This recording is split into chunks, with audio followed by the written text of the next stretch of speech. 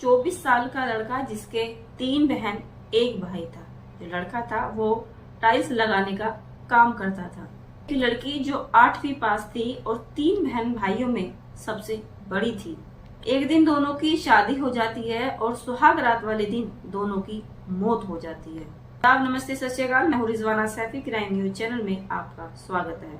सच्ची घटना है उत्तर प्रदेश के अयोध्या की शहादतगंज मुरावन टोला की ये घटना है। यहाँ पर 3 साल पहले भत्तन नाम के एक व्यक्ति की मौत हो गई थी, जिनके टोटल 5 बच्चे थे, जिनमें से एक का नाम था प्रदीप, जो कि 24 साल का था। प्रदीप जो है वो टाइल्स लगाने का काम करता था। प्रदीप की 7 मार्च 2025 को बारात जाती है और रस्मों रिवाजों के साथ शादी हो जाती है। शनिवार की सुबह वो दुल्हन को विदा करके अपने घर लेकर आते हैं। हर के दिन प्रदीप की रिसेप्शन पार्टी थी। तैयारियां बहुत जोर शोर से चल रही थी। घर में खुशी का माहौल था।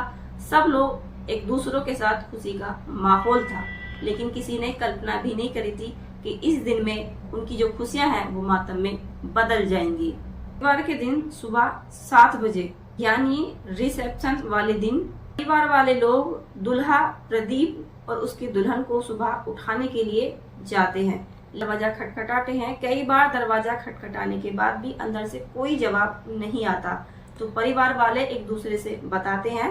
सभी लोग आकर दरवाजे को खटखटाते हैं, लेकिन जब कोई दरवाजे से अंदर से कोई आवाज नहीं आई, परिवार वालों के मन में कोई आशंका पैदा हो जाती है, जिससे वो डर जाते हैं और दरवाजों को वो तोड़ देते हैं।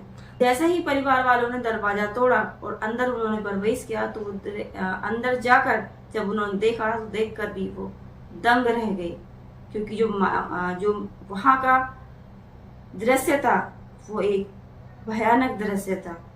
दूल्हा प्रदीप, जिसकी एक दिन पहले ही शादी हुई थी, शादी के बाद की ये पहली ही रात थी। सुहाग रात वाले दिन प्रदीप का शव कमरे के अंदर ही पंखे से लटका हुआ मिला और उसकी दुल्हन शिवानी मृत अवस्था में बेड पर पड़ी हुई थी। परिवार वालों ने ये देखा तो वो देखकर वो डर गए। उन्होंने तुरंत ही दोनों को अस्पताल लेके गए, जहां पर डॉक्टरों ने उन्हें मृत घोषित कर दिया। जिस घर में खुशी का माहौल था, पल भर में ही उस घर में मातम का माहौल बन गया।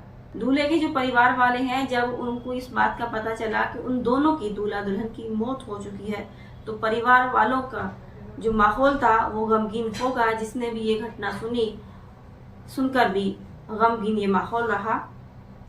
अयोध्या के एसएसपी राजकरण नैयर होते हैं।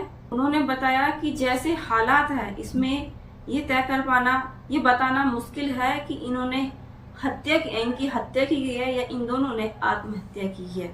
सबको हमने पोस्टमार्टम के लिए भेज दिया है। फोरेंसिक टीम अपने काम पर लग गई है। रिपोर्ट आने के बाद ही पता चल पाएगा क्या थी इनकी मौत की वजह।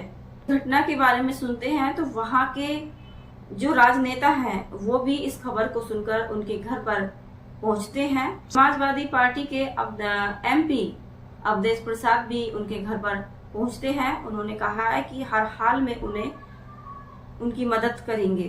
उन्हें परिवारजनों को तसल्ली दी। उनका घर पे पहुंचकर उनके दुख को उन्होंने बांटा है। पुलिस 3 एंगल से इस मामले की जांच कर रही है।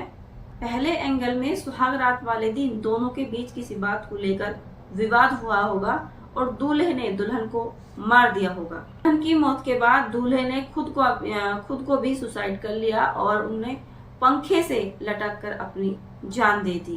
दूसरा एंगल, किसी विवाद के कारण पहले दुल्हन ने सुसाइड किया, उसके बाद डर के कारण दूल्हे ने भी सुसाइड कर लिया।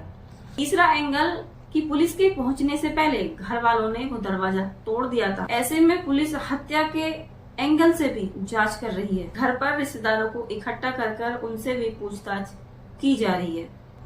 इन दोनों ने ऐसा क्यों किया, इसके बारे में आप हमें कमेंट करके बता सकते हैं। और असली जो जांच है वो पोस्टमार्टम रिपोर्ट आने के बाद ही हो पाएगी कि इन्होंने ऐसा क्यों किया या फिर इन दोनों का किसी ने कत्ल किया है। ये हत्या थी या फिर सुसाइड था। मिलते हैं फोरेंसिक रिपोर्ट के बाद। इस कहानी को सुनाने का उद्देश्य किसी को डराना, धमकाना या किसी के मान सम्मान को ठेस पहुंचाना, किसी की भावनाओं को आहत करना या किसी की भावनाओं के साथ खिलवाड़ करना नहीं था, बल्कि सावधान करना था, सुरक्षित करना था। अगर आपको इस तरह की कहानियां पसंद आती है तो आप हमारे चैनल को सब्सक्राइब करें। आप ये वीडियो कहाँ से देख रहे हैं तो कमेंट करना ना भूलें। सावधान रहें, सुरक्षित रहें, अपना ख्याल रखें, अपने स्वास्थ्य का ख्याल रखें। धन्यवाद।